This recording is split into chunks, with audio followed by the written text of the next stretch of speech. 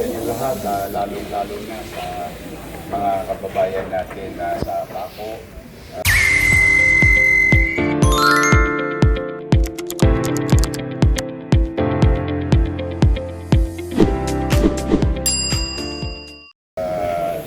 So, 3 weeks ago, as you all know, I visited the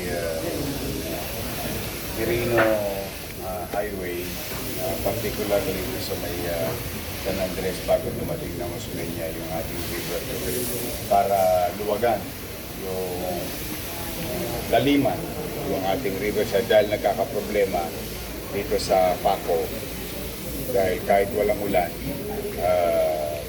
umaakyat yung tubig sa lupa. And at that time I was made a promise was made to the people of Manila by DPWH that they're going to fix it in 3 weeks. And 3 weeks have passed, tuloy pa rin yung nahihirapan yung mga taga-Paco na umaakyat ang tubig dahil wala pa rin nangyayari dito. Be that as it may, ito tayo ngayon, yung commitment nila sa atin ng MMDA at DPWH na ayusin na itong floodgate na to na nasira noong kasagsagan ng bagyo. And I was informed by the Korean consultant of DPWH and MMDA na yung para hindi mag-backflow may gagawing mekanismo temporarily for the next 2 weeks. Then yung tunay na solusyon would be finished by March. So we are hoping before the end of the year, sana wala nang tubig na umakyat sa Paco area, sa community doon.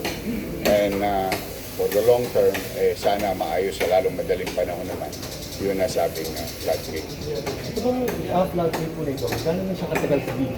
Gumagana o nasira? Hindi, nasira lang nung bagyo. Doon lang. Kasi parang bumigay. Pag nakita mo yung itsura, bumigay eh. Parang may bumanggang matigas eh. So bago nung bagyo gumagana? O gumagana. O walang problema ang Paco. Ngayon lang na nagka-problema talaga. But it's been so many weeks now. Kawawa naman yung mga kapitbahay namin doon. But then again, I am very hopeful na napapakinggan naman ng request sa mga taga-Maynila sa national government. Ano po yung kakabit nila temporary?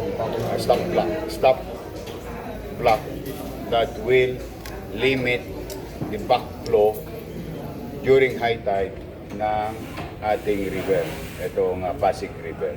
So that will cushion the load of water coming inland.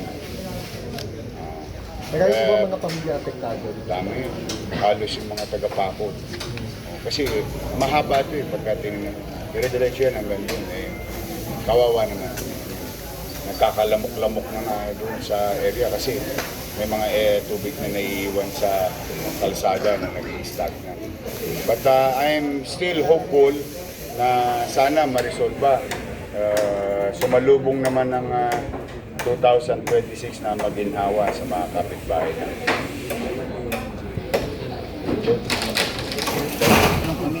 Happy birthday! Thank you. Tayo sa property na Unilever na nagpaunlak po sa tulong po ng ating mayor na magamit na staging area itong kanilang property para maikabit po yung stop log. Ano po ba yung stop log?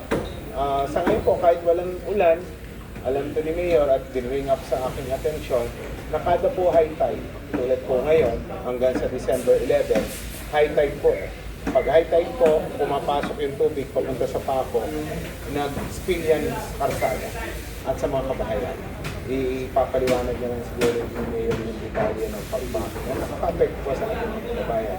So kami po, kasama po ang DPWH, kasama po natin yung director at yung pong regional director ng DPWH.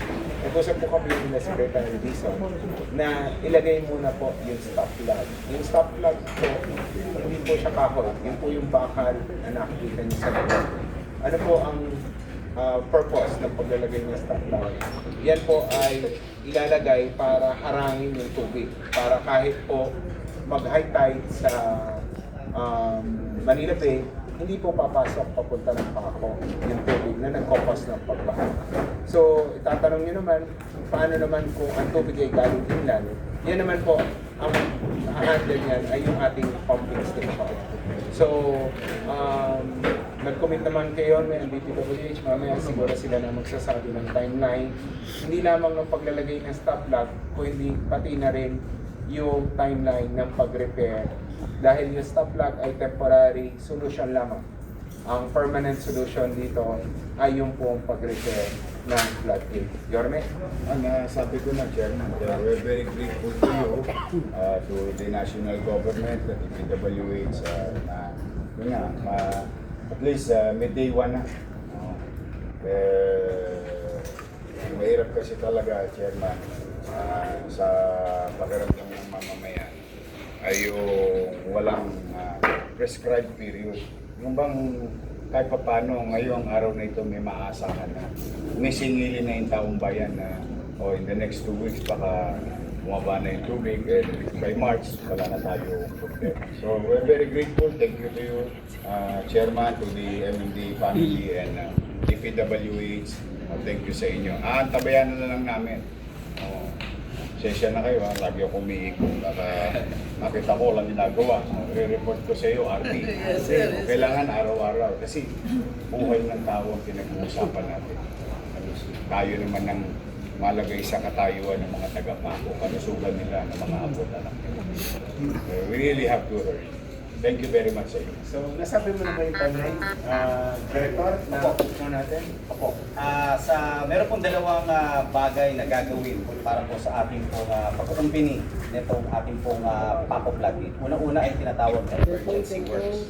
Ang emergency works po ito ay kinakailangan upang mapanatili ang tubig, yung level ng tubig ng Paco na hindi po naapektuhan ng Pasig River. Ito po ang paglalagay ng stop flag. Yan po ang emergency work. Meron po tayong 4 na stop flag na ilalagay dyan and it will start now. Ito lang po ang ating nagiging constraint ngayon. Gawa ng yung crane po natin doon kailangan ay magposisyon pinakamalapit doon po sa ating paglalagyan upang hindi po ito bumaliktad o tumaob. Ang paglalagay po ng emergency work na stop flag ay 2 linggo. Ito po ay magagawa natin na mas maaga kung maaayos po natin ito na maalis natin. Meron naman po tayong permiso na mula sa Unilever na ating po itong aalisin at ibabalik na lang natin kung kinakailangan. Pangalawa ay yung paggagawa, pagkukumpuni mismo ng floodgate. Ito po ay isang napakalaking floodgate. In fact, ang Paco floodgate, ang pinakamalaking floodgate sa lahat ng mga pumping stations. So ito po ay 50 tons. Kung inyo pong susumahin, ito po ay 50,000 kilograms. Ito po ay hindi basta-basta na trabaho. Ang gagawin po, ayon sa ating consultant na Koreano, tayo po ay gagawa ng tinatawag natin na work shoring. Ito po yung iaangat natin ang floodgate, ipapatong doon at ito po i-level natin para maibalik natin. Ang tanong, gaano katagal po ito gagawin? Sa ngayon po, nailagay na natin ang pinakapundasyon ng shoring habang yung 2 linggo po ay dumaan, hindi po, walang ginagawa ang DPWH. Kami po ay gumagawa na ng stop flag at nailabaon na po ang shoring. Ito po ay pagtitibayin natin ang pag-angat, paglagay sa shoring at pagkumpuni ng buo, including paglagay ng mga bracing ay tatagal po ng 3 buwan. So kung ngayon po ay Disyembre hanggang gitna ng Marso, ito po ay matatapos. Yorme and Chairman. Salamat.